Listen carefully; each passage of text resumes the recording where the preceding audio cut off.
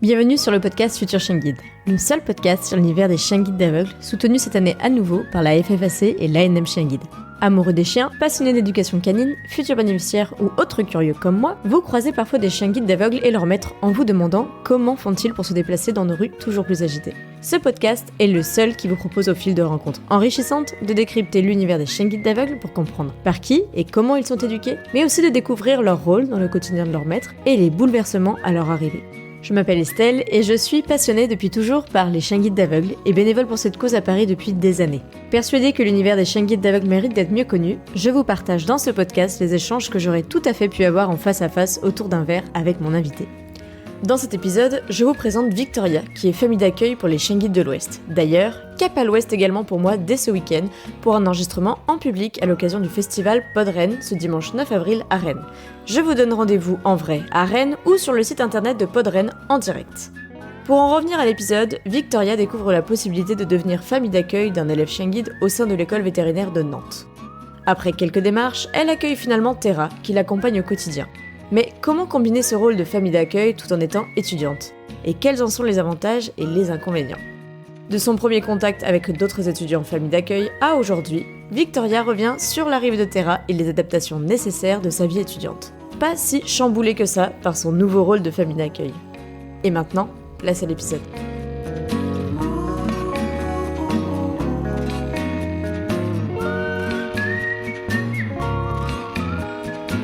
Bonjour Victoria. Oui, bonjour Estelle. Merci d'avoir accepté mon invitation. Oui, merci à toi de m'avoir invitée. C'est vraiment sympa. C'est la première fois que je fais ça, donc c'est une nouvelle expérience pour moi. Bon, mais je pense que ça va être très sympa. Il n'y a pas de raison, comme je dis souvent, hein. C'est comme autour d'un chocolat chaud, sauf que là, en effet, on est en visio, à distance, puisque toi, tu es plutôt du côté de Nantes que du côté de Paris. D'ailleurs, pour commencer, est-ce que tu pourrais te présenter ? Oui, bien sûr. Du coup, je m'appelle Victoria, j'ai 22 ans et je suis étudiante vétérinaire en 3e année à l'école vétérinaire de Nantes. Et je suis donc famille d'accueil d'une petite Terra qui a 8 mois maintenant. Donc, je l'ai accueillie en septembre et elle partage maintenant ma vie. Donc Nantes, Veto, ceux qui ont écouté l'épisode 50 savent que j'ai failli y passer une partie de ma vie. Quand tu dis que tu es en 3e année, alors moi je ne suis jamais rentrée à une place près, je te le disais juste avant l'enregistrement. Petit rappel, petit coup de cœur pour cette interview. Quand tu dis que tu es en 3e année, du coup c'est la 5e année post-bac pour toi, c'est ça ?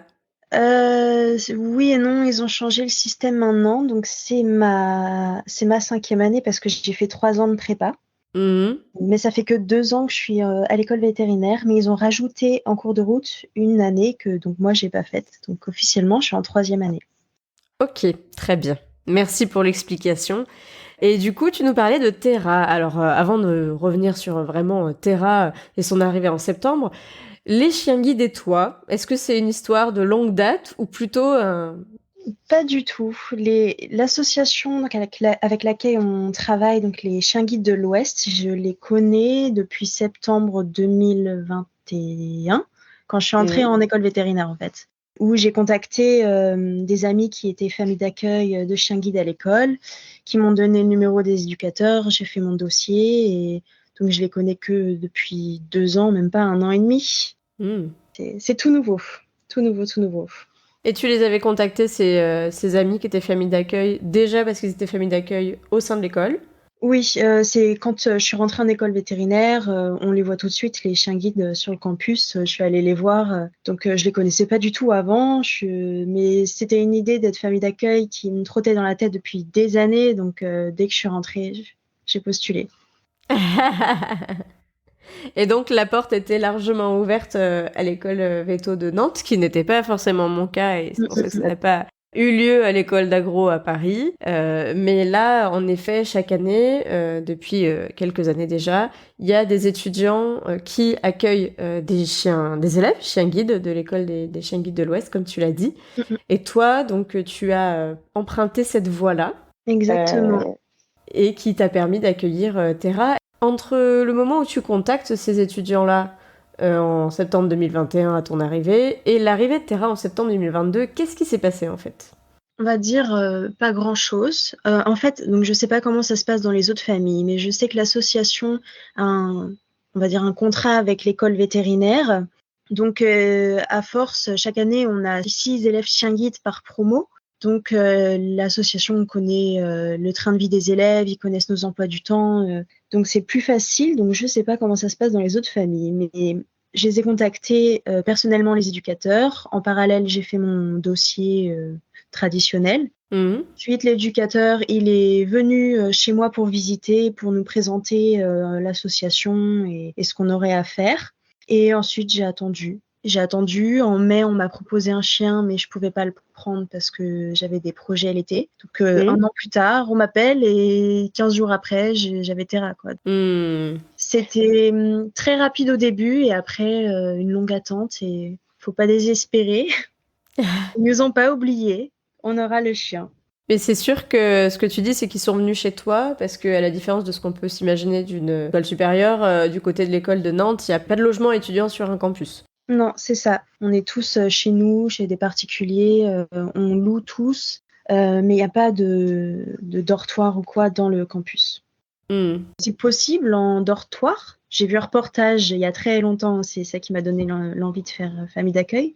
C'est possible en étant dans un logement étudiant comme à Alfort, donc rien n'empêche de... Mais c'est sûr que moi j'avoue que ça avait été le point bloquant, c'était le gars des résidences qui avait dit non, pas de chien. Et bon, avec le recul, j'étais jeune, je le dis dans mon épisode 50 où je raconte mon histoire. Mais c'est vrai que j'avais pas poussé trop loin. J'avais dit bon, ok, alors que j'avais fait pas mal de démarches avant. Mais bon, petit regret, mais un jour je serai famille d'accueil, ça arrivera. Et au final, dans ton cas, il n'y a pas eu d'accord d'avoir de la part de la résidence, puisqu'il n'y a pas de résidence en tant que telle. Non, c'est ça.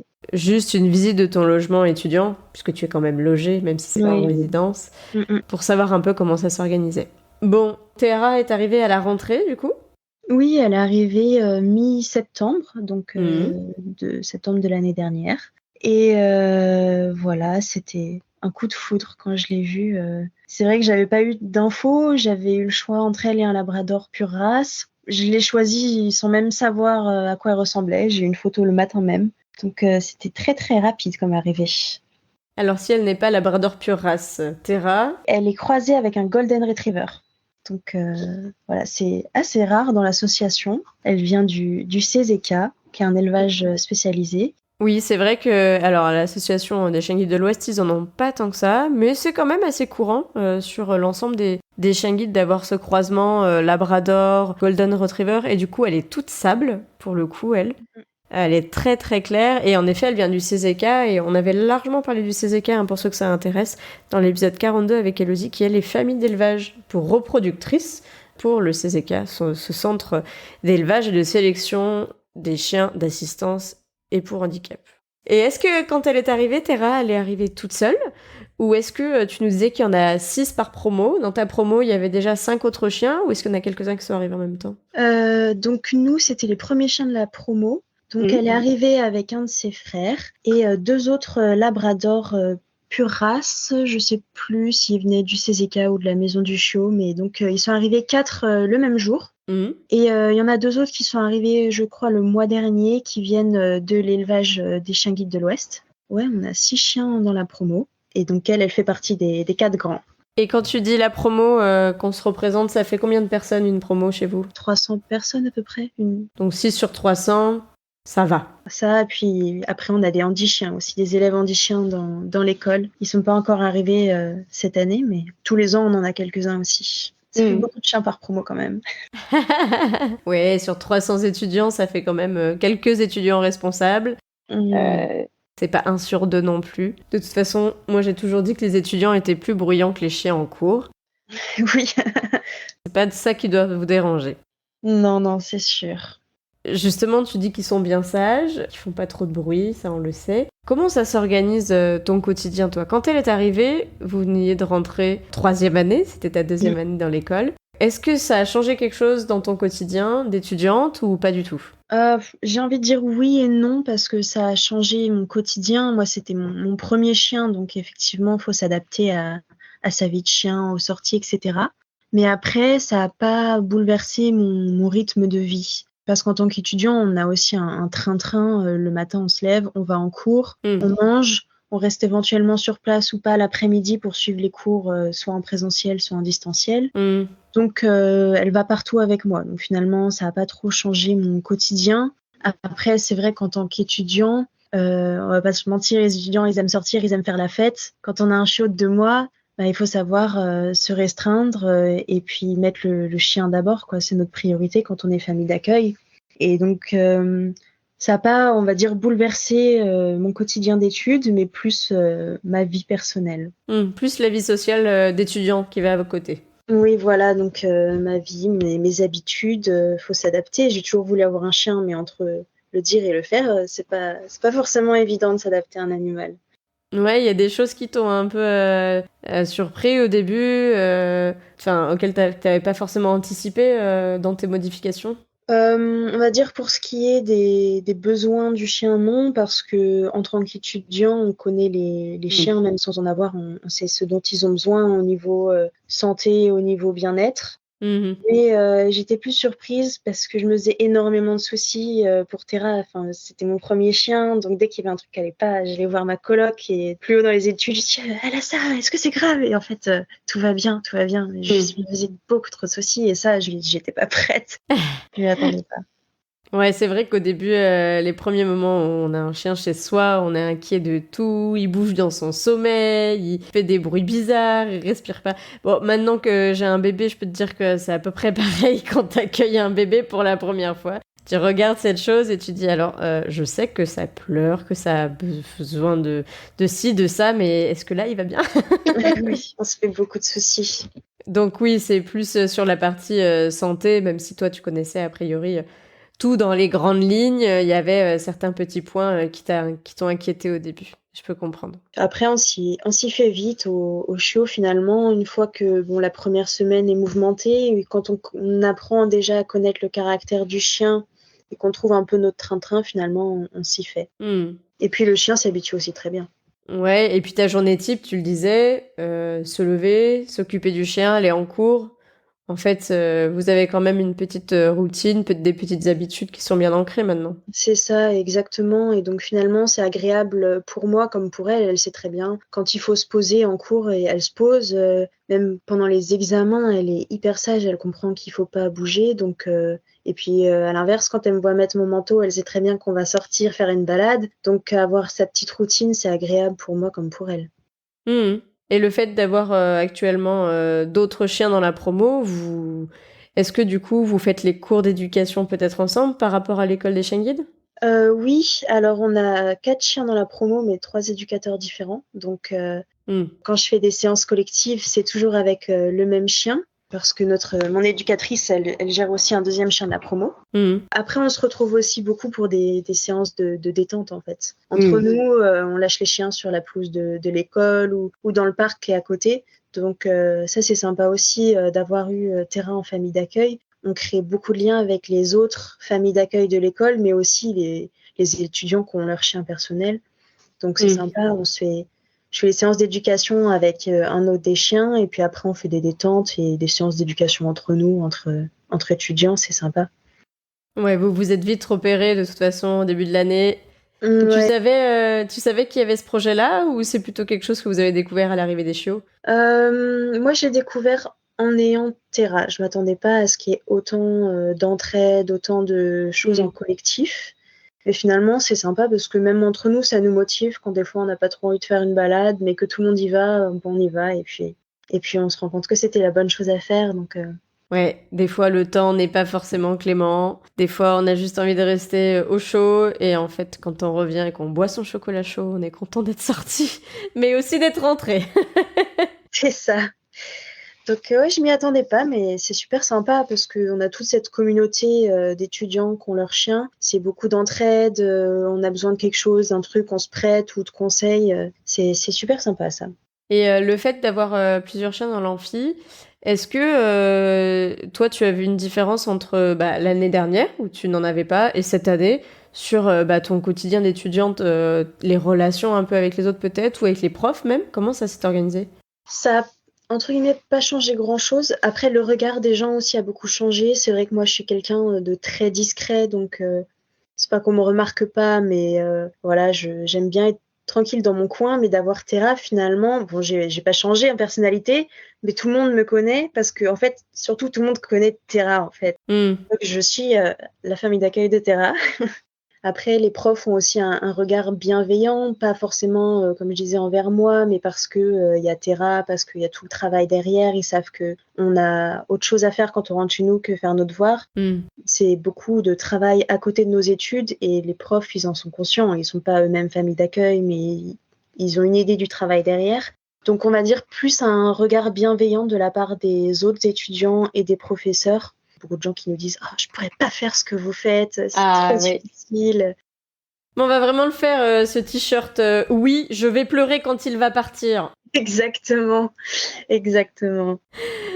Après, bon, dans le fait de suivre les cours, on va dire la seule chose qui a changé, c'est de ne pas pouvoir m'asseoir à côté de mes autres amis qui ont leur chien guide, de se mettre aux opposés dans la salle. Ouais, non, sinon c'est la fête pour les chiens. Voilà, plus le regard des gens, en fait. J'imagine ça a créé des relations, comme tu disais tout à l'heure, avec les étudiants qui ont leur propre chien, même si ces étudiants-là ne les emmènent pas en cours, par contre. Non, à l'école vétérinaire, normalement, les chiens sont pas autorisés dans les bâtiments, mais notre directrice est sympa, donc les chiens peuvent rentrer dans les bâtiments, mais par contre, pas le droit de les amener en cours. Sauf les chiens Les guides. seuls chiens qu'on a en cours, c'est les chiens guides, les handi-chiens et éventuellement les chiens de TP quand on a des TP où on apprend à manipuler un chien, on apprend des choses simples sans leur faire de mal parce que c'est les chiens d'étudiants qui sont prêtés, c'est les seuls chiens qu'on a en cours. Oui, c'est sûr que c'est plus sympa de manipuler ou de repérer des choses sur un vrai chien que sur une peluche ou sur une maquette, j'imagine. C'est sûr, effectivement. Et par rapport à tout le travail, tu nous parlais du travail que ça engendre à côté des études, du fait que t'as pas que des devoirs d'étudiants vétérinaires à faire. Ça, tu l'avais anticipé, cette charge un peu, cette responsabilité? Et comment ça s'organise pour toi? C'est lourd, c'est léger, c'est logique, c'est... Disons que je le savais en prenant Terra, en postulant, je savais que ce serait beaucoup de travail. Après, j'ai été étonnée parce qu'au début, effectivement, quand les chiots ont 2 mois, ils sont, entre guillemets, absolument pas éduqués du tout. Donc, c'est beaucoup de travail parce que faut le temps de mettre en place les bases. Mais finalement, après, moi, j'ai eu un chien qui est génial. Elle apprend super vite. Donc, rapidement, une fois qu'on a les bases d'éducation, finalement, on a plus de temps libre que ce à quoi on s'attendait.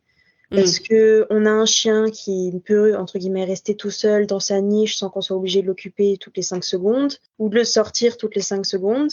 Et puis, au fur et à mesure aussi qu'on prend nos habitudes, finalement, on arrive à trouver nos places dans notre emploi du temps pour travailler. Et on se rend compte que finalement, on peut très bien vivre notre vie, juste on a un chien avec nous. Donc, c'est difficile au début, pendant les premiers mois. Et puis, peut-être aussi pendant la crise d'ado du chien, qui décide de revenir au stade petit chiot. Mais finalement, ça se passe bien quand on a un chien qui est coopératif, je dirais. Je ne sais pas comment ça se passe pour des chiens plus difficiles, mais moi, j'ai le temps de travailler maintenant que j'ai un chien qui est calme et obéissant. Ouais, ce que j'entends beaucoup, c'est que... Et c'est important de le dire, parce que ça peut faire peur le premier jour. Enfin, vraiment... Je crois que le premier jour, alors je peux pas encore en témoigner, mais quand on reçoit vraiment le chien en famille d'accueil, on se rend compte du boulot monstre qu'il y a.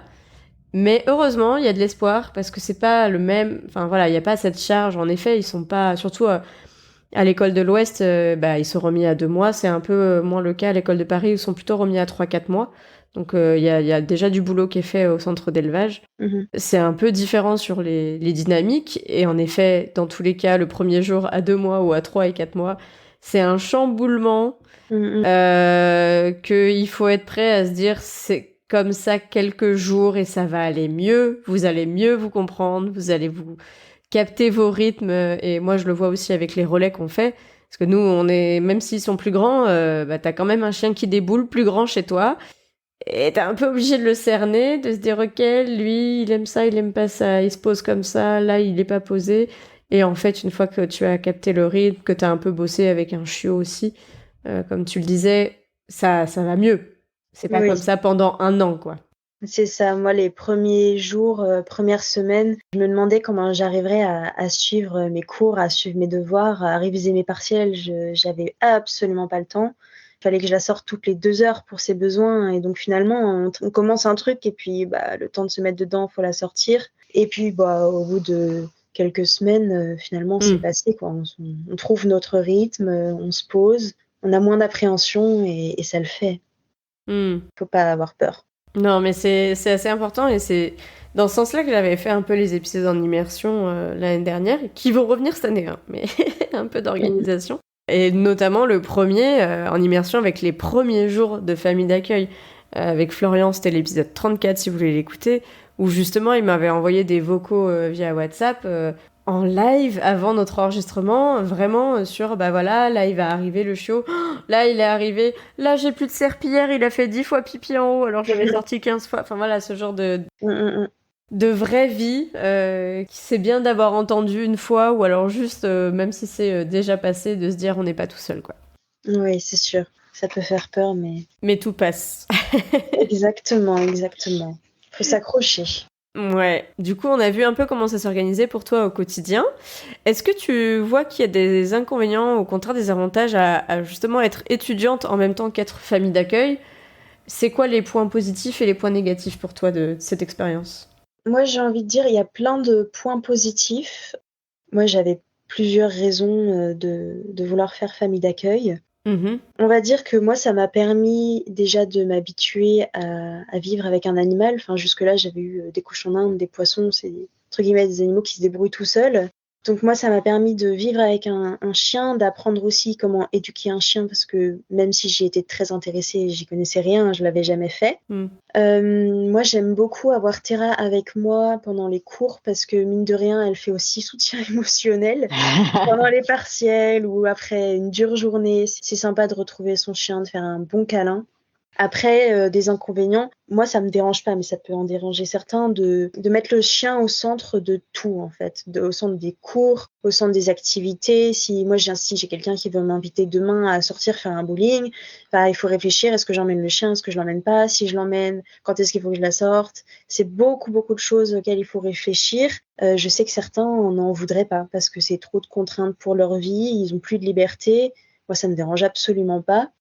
Donc le point négatif, c'est de devoir mettre le chien au centre de tout, de devoir tout réfléchir en fonction du chien. Quand on est étudiant, voilà, on ne peut pas faire ce qu'on veut quand on a un animal. Mais les points positifs, c'est d'avoir ce chien avec nous qui est juste ravi de nous suivre partout. C'est d'avoir aussi cette idée de faire quelque chose de bien à chaque fois. Des fois, on a du mal, le chien veut pas, il n'est pas coopératif. Et puis quand il réussit, on se dit « ça y est, alléluia !» J'ai réussi, elle va devenir super chien guide. Le nombre de fois où je lui ai dit à Terra, mais tu vas être un super chien, tu vas être un super chien guide, tu vas sauver des vies, tu vas changer la vie de quelqu'un. C'est merveilleux de se dire ça, quoi. On est triste à l'idée qu'ils partent, mais en même temps, on est fiers, quoi, de se dire, elle va aider quelqu'un. Donc voilà, je sais pas si ça a été très clair, c'était un peu confus, mais... Ouais, si, on voit bien un peu justement ces deux penchants de l'engagement. Et justement, est-ce que tu aurais éventuellement des éléments à prendre en compte avant de se lancer dans l'aventure d'être famille d'accueil quand on est étudiant? J'ai réfléchi. Effectivement, je me suis dit, nous, c'est entre guillemets facile à l'école vétérinaire parce que ça fait des années qu'il y a des élèves chiens guides, donc tout le monde connaît. Les étudiants, même ceux qui arrivent, ils entendent vite les règles, entre guillemets. Il faut pas toucher le chien, il faut pas lui parler sans demander avant. Les profs connaissent. Nous, à l'école, j'ai rempli mon dossier. Avant d'avoir Terra, je suis allée voir avec une amie l'administration. Est-ce qu'il faut remplir un papier ?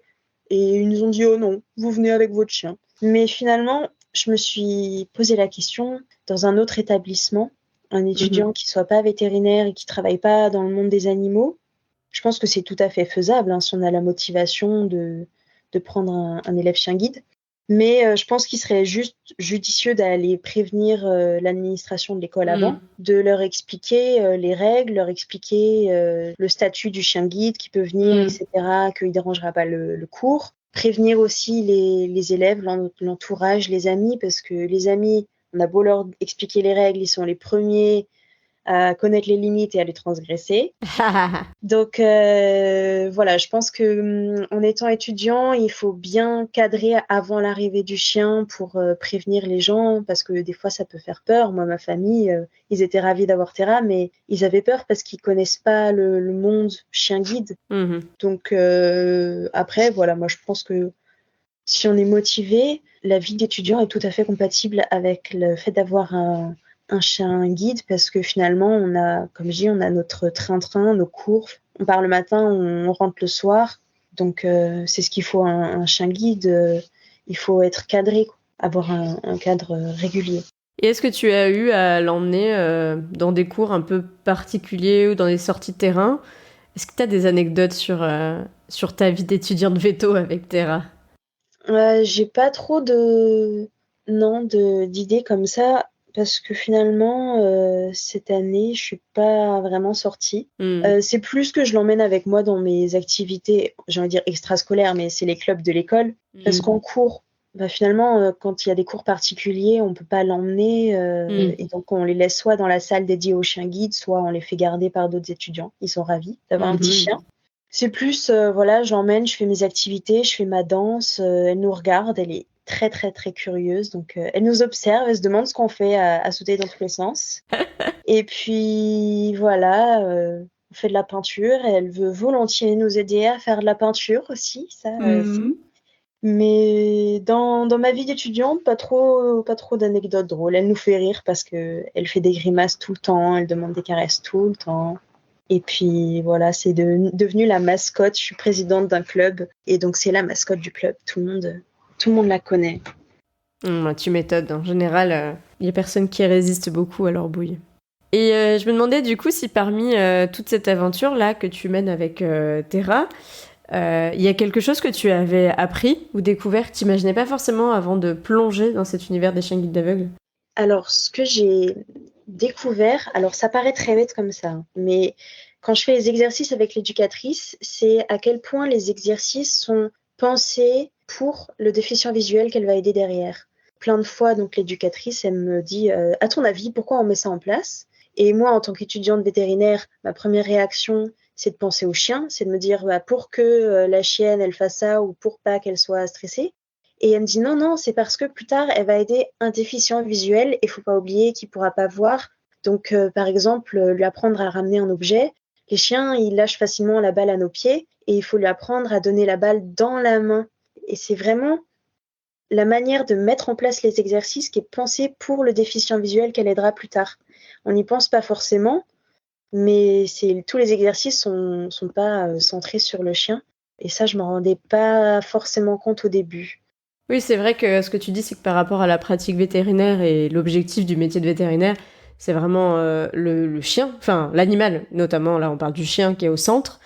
Et c'est vrai que c'est un élément assez intéressant ce que tu dis, parce que souvent les gens l'ont pas en tête. Quand on parle des chiens guides, en fait les gens pensent qu'on éduque des chiens. Et je m'en souviens dans les 2 épisodes que j'ai fait avec des éducateurs de chiens guides, que ce soit plus récemment avec Sandrine dans l'épisode 38 ou au tout début dans l'épisode 12 avec Thibaut, ils m'avaient dit tous les deux la même chose, à savoir on n'éduque pas des chiens pour éduquer des chiens. On éduque des chiens pour guider des personnes, et du coup le métier d'éducateur de chien guide d'aveugle n'est pas un métier d'éducateur spécialisé chien, en fait. Il faut être à l'interface entre le chien guide et son futur maître. Et donc, en effet, c'est aussi ça qui peut être un peu difficile pour les familles d'accueil. C'est intéressant vraiment que tu le soulignes. J'essaye de le souligner assez souvent dans mes podcasts, parce que quand on devient famille d'accueil, pour les chiens guides, on devient pas une famille qui s'entraîne à éduquer un chien de famille. On dit souvent les chiens guides sont des bons chiens de famille, etc. Mais sur certains points, et l'exemple du rapport d'objet avec la balle est un très très bon exemple, c'est qu'en fait, là, si on met pas en pratique vraiment ce que demande l'école, à savoir le rapport de la balle dans la main, en fait, on met en difficulté le déficient visuel derrière, qui, ok, la balle, elle est au pied, mais il va pas la voir, il pourra pas la relancer. Et donc, si on comprend pas forcément... si on n'a pas toujours cet objectif de pour plus tard, pour quand il sera avec son maître. Il y a plein de choses, en effet, qui sont incompréhensibles. Et du coup, où on se laisserait facilement glisser en disant, bof, c'est pas grave. C'est Mmh. ça. Les gens, des fois, quand ils me demandent ah, alors, qu'est-ce que tu fais avec Terra? On a envie de leur dire qu'on leur apprend à être des, entre guillemets, bons chiens de compagnie. On leur apprend à être bien dans la maison, à bien revenir quand on les appelle. Mais en fait, il y a beaucoup, beaucoup de nuances dans les exercices. Lui apprendre, par exemple, à pas se coucher dans le passage dans la maison, c'est pas quelque chose qu'on apprendrait à un chien de compagnie. Lui apprendre à rester dans un périmètre restreint quand on la lâche pour pas qu'elle parte à l'autre bout et qu'elle n'entende plus son maître. C'est des choses qu'on n'apprend pas forcément à des chiens de compagnie, que beaucoup de gens laisseraient tomber avec leurs chiens, mais que nous, on peut absolument pas laisser de côté. On est obligé de mettre en place tous ces petits détails dans le travail, dans la vie de tous les jours. Et c'est tout pensé pour le déficient qu'elle aidera plus tard, pour aider aussi les éducateurs quand elle partira apprendre à guider. Il faut qu'elle ait toutes ses bases. Et ça, je le savais, mais mis en pratique, c'est un peu surprenant, des fois. Tu l'avais pas conscientisé jusqu'au bout dans l'éducation. Exactement. Mais je te comprends, oui. Et justement, tu nous parlais de son entrée en éducation à Terra. Là, elle est avec toi depuis septembre. Comment ça se passe? Est-ce que tu envisages... Enfin, vous avez déjà parlé de tout ça avec l'école? On en a parlé, mais c'est encore flou. J'ai aucune date. C'est entre mai et août, donc je n'en sais rien du tout pour l'instant. On continue son éducation et il y a tellement de paramètres qui jouent sur l'entrée du chien en éducation. Ça dépend pas que de son avancée à elle, ça dépend des places libres, ça dépend des éducateurs disponibles. Mine de rien, là, pour qu'elle parte sur la période d'août, il y a des éducateurs qui partent en vacances. Qui pourront donc pas la prendre. C'est beaucoup de paramètres, ça dépend d'autres chiens. Est-ce que s'il y a un chien qui est réformé, elle va peut-être partir plus tôt, mais si finalement il reste, elle partira plus tard. C'est beaucoup, beaucoup de paramètres qui font que on n'en sait rien du tout. Et toi, tu vois comment la suite de l'aventure à ton entrée en 4e année? Est-ce que tu te vois réitérer l'expérience? Alors, c'est particulier. L'année prochaine, entre guillemets, j'aurais pu avoir un chien. Le problème, c'est s'il rentre pas en éducation en juin, je pourrais pas le garder. Parce que dans 2 ans, mais il faut y réfléchir déjà, on est en clinique et pour le coup, on n'a plus de cours. On est dans l'hôpital vétérinaire et là, on peut pas avoir un chien guide avec nous. De une, notre travail ne nous le permettrait pas. De deux, on va pas mettre un chien avec des chiens malades. Donc en général, les chiens guides, l'association donne des élèves chiens guides aux 2e, 3e année. Et puis éventuellement l'année prochaine faire des familles relais, mais je pourrais pas faire famille d'accueil à temps plein. Ok. Voilà, je me porterai volontaire pour faire famille relais et les garder le week-end, les vacances, quand il faut. C'était un peu mon cas aussi en première année d'école, du coup en bac+3, ça pouvait le faire. Il y avait un stage d'1 mois qui était facilement compensable. Mais à partir de la 2e année, t'as 3 mois et demi de stage. Et si tu envisages d'en faire un dans un milieu un peu moins compatible que certains, c'est un peu compliqué. Et puis en 3e année, t'as 6 mois de stage sur 12. Ouais. Donc là, il fallait attendre le monde professionnel, ce que j'ai fait pour être famille de relais ensuite. Voilà. Donc plutôt famille relais pour la suite. Et puis... C'est ça. Disons que je pourrais garder Terra si elle n'est pas partie en éducation tout de suite pour les premiers mois de l'année, mais je pourrais pas reprendre un chien dès septembre. Ce serait prendre le risque de l'avoir dans 2 ans encore s'il part pas tout de suite, et là, ce serait pas possible. Oui, ça s'anticipe. Voilà, beaucoup de choses auxquelles on doit penser quand on a un chien guide. Beaucoup de choses. Et je me demandais s'il y avait un moment où tu avais été bluffée par Terra, qui te reste vraiment en tête.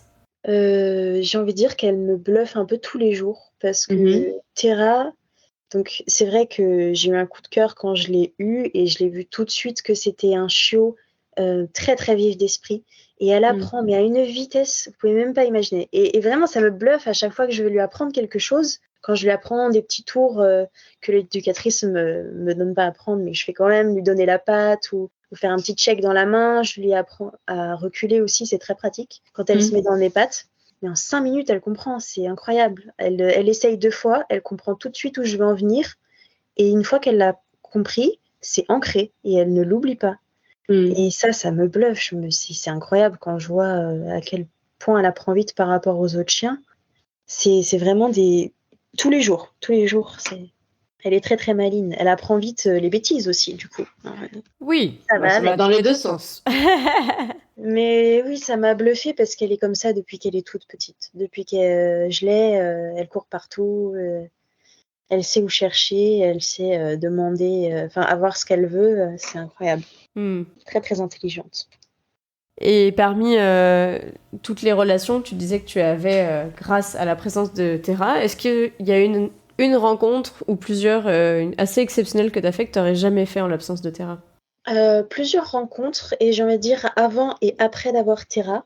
Je sais que par exemple, quand j'ai eu l'idée de faire famille d'accueil, j'avais beaucoup entendu parler d'un couple, mais je les avais pas encore rencontrés. Et je les apprécie beaucoup, le couple Valar, qui sont des amis de mes parents, qui sont déficients visuels. Et en fait, du coup, je les ai rencontrés, mais le fait d'avoir envie de faire famille d'accueil, ça nous a un peu rapprochés. On parle du chien, on parle de la vie de tous les jours. Est-ce que vous avez eu un chien guide? Oui, comment ça s'est passé? Donc, même avant d'avoir Terra, ça permet de renforcer des liens. Puis après, moi, c'est une fois qu'on l'a, c'est renforcer le lien avec nos amis. Ils sont toujours ravis d'avoir Terra. Ils viennent nous voir pour voir Terra, on va pas se mentir. Comme je disais avant, le lien avec les autres étudiants qui ont des chiens. Et beaucoup d'entraide, de nous rassurer aussi parce que c'est nos premiers chiens, ils sont tout petits, on a beaucoup d'appréhension. Et finalement, par exemple, ma coloc, elle a une chienne plus âgée, elle est là pour me rassurer, pour m'aider, me donner des conseils. Donc, dans mes rencontres, j'ai envie de dire les étudiants qui ont des chiens, l'éducatrice aussi, qui est très très sympa. Moi, je l'aime beaucoup, l'éducatrice. Et le couple Valar que j'aime beaucoup. Donc plein de rencontres parmi tant d'autres, hein, on a dit. Oui, énormément. Même les petites rencontres de tous les jours au supermarché, c'est sympa aussi, les gens qui viennent nous voir. Ouais, c'est sûr que c'est des petites rencontres, mais en même temps, on se dit. Il y a certains qui me disent ah, vous avez illuminé ma journée. Je fais bon, bah, tant mieux. Voilà. Je préfère quand c'est ceux-là plutôt qu'ils me disent oh, votre chien travaille. Oui, mais en même temps, il est 24 heures sur 24 avec moi. Je préférais qu'il reste sur le divan toute la journée tout seul. Exactement. C'est une différence de point de vue, moi, je leur dis. Exactement. On est là pour ça aussi quand on fait famille relais ou famille d'accueil. C'est aussi tout ce qui est sensibiliser le public. Et moi, c'est ça que j'aime beaucoup. J'aime beaucoup discuter, expliquer aux gens. Je le vois, même ma famille, il y a plein de choses qu'ils ne connaissaient pas, qui pour moi étaient évidentes, même avant d'avoir Terra. Comme ne pas caresser le chien quand il travaille. Après, au contraire, leur expliquer que si, on a le droit de les caresser de temps en temps quand même. Hein, ce ne sont pas des robots. J'aime beaucoup, moi, expliquer, parler, ou quand j'entends les parents qui expliquent à leurs enfants qu'il ne faut pas caresser le chien, ça, c'est très agréable. Ou des fois, c'est les enfants qui le disent aux parents. Moi, j'ai ça des fois dans la rue à Paris. Hein. Non, faut pas caresser, c'est un chien guide. Ok, c'est bien. Je pense que des fois, les enfants sont plus matures que certains adultes face aux chiens guides. Hein. Mais oui, c'est vrai. C'est ça. C'est pour ça aussi qu'on a nos chiens, les brassards, c'est pour leur expliquer et sensibiliser, ouvrir les yeux aux gens, leur apprendre que non, un chien qui travaille n'est pas forcément malheureux. Il a ses temps de détente, mais sur d'autres temps que celui où il travaille. Exactement. Exactement. Bon, et pour finir, je voulais savoir si tu avais un pire et un meilleur moment à nous confier avec Terra, en commençant par le pire, comme ça on garde le meilleur pour la fin. On va dire, le pire moment, c'était pas ponctuel, mais j'ai envie de dire la crise d'ado. On le répète, mais vraiment, ça m'a fait entre guillemets un choc, parce que j'avais une chienne géniale, qui était hyper obéissante, qui revenait super bien au rappel, et en une semaine, j'ai eu un petit démon qui a décidé de me désobéir délibérément. Et je pense que les pires moments, c'était vraiment quand je l'appelais, que j'en avais marre de la balade, que je voulais rentrer, et qu'elle me regarde, et qu'elle part en courant dans l'autre sens. Que là, on attend 20 minutes, qu'elle revienne, sous la pluie, parce qu'elle joue dans les flaques, et qu'après, elle est pleine de boue. C'est des moments comme ça où on se dit oh là là, je vais abandonner, c'est horrible, mon chien n'arrivera jamais à rien. Et puis finalement, en persévérant, on y arrive. Moi, j'ai eu la chance qu'elle parte en relais pendant sa crise d'ado. Et en fait, je pense que déjà, j'ai une super famille relais, ils ont fait un très bon travail. Et le changement d'environnement a dû l'aider. Elle a dû tester les limites, voir qu'ils n'étaient pas plus cool que moi. Permissif, ouais. Et ça a vachement aidé, mais c'est vrai que la crise d'ado, c'est difficile. On le dit facilement, mais une fois qu'on est dedans, c'est très frustrant, mais faut pas oublier que notre chien sait faire. On lui a appris, il sait faire. Et puis ça passe. Ça passe. Tout passe. Le meilleur moment, je dirais que c'est quand j'ai récupéré Terra de ce fameux relais qui a duré 3 semaines. Et c'était très très long pour moi, 3 semaines. Donc j'avais des petites photos, des petites vidéos tous les jours. Elle avançait sur son travail. Et Terra, comme je pense tout chien, ou surtout labrador, aime beaucoup tout le monde. Elle aime faire des câlins à tout le monde. Mais de la revoir, tellement heureuse de me retrouver, on se dit finalement c'est quand même moi son humain de référence, quoi. Et de se dire il y a quand même un truc, quoi, un petit lien qui se crée, un truc spécial, quoi. Évidemment, le fait de l'avoir H24 avec nous, mais de se dire qu'on a ce petit plus dans le cœur de notre chien, c'est beau comme tout. Bah écoute, je crois que t'as tout dit, hein. J'espère ne rien avoir oublié. Bah juste, où est-ce qu'on peut suivre vos aventures ? Du coup, sur Instagram, j'ai fait un petit compte pour Terra. Terra Chien Guide, Terra.chien-guide ou quelque chose comme ça. Ouais. Terra-chien.guide sur Instagram où je poste des petites photos, des petites vidéos et des petites stories. J'essaye de mettre des contenus drôles et aussi un peu éducatifs pour les gens qui me suivent mais qui ne connaissent pas les chiens guides. Bon, bah on a hâte de suivre vos aventures en tout cas. Merci. Je crois que Terra était très sage pendant l'enregistrement, on l'a pas entendu. Oui, elle est en train de dormir, elle a une dure journée. Elle a beaucoup joué, c'est ça ? Oui, c'est ça, elle a beaucoup joué avec son frère aujourd'hui. Bon, bah écoute, on lui souhaite de bon rétablissement, hein. Bon repos surtout. Merci à toi. Ouais, bah merci également à toi pour ton temps. Je sais que ton emploi du temps d'étudiant est quand même un peu chargé entre les examens, les soirées, comme tu disais, les clubs. Mais voilà, vraiment, ça me tenait à cœur de pouvoir faire cet épisode parce que on le dit pas, mais on parle tout le temps de famille d'accueil. Alors déjà, moi, je dis que c'est le mot famille, mais en soi, on n'a pas besoin d'être des enfants, des parents, etc. On peut aussi être solo, c'est un peu plus compliqué, mais on peut l'assumer. Mais on peut aussi être étudiant, on n'est pas obligé d'être salarié, on peut être entrepreneur, on peut être tout ce qu'on veut en fait. Tant que c'est compatible avec l'accueil d'un élève chien guide à ses côtés et qu'on est motivé pour le faire. Je pense que il faut aussi citer ça. Exactement. Et ben merci à toi. Merci beaucoup. Et ouais, à bientôt. Sur les épisodes que j'écouterai de ton podcast. Merci et à bientôt sur les réseaux aussi. Au revoir.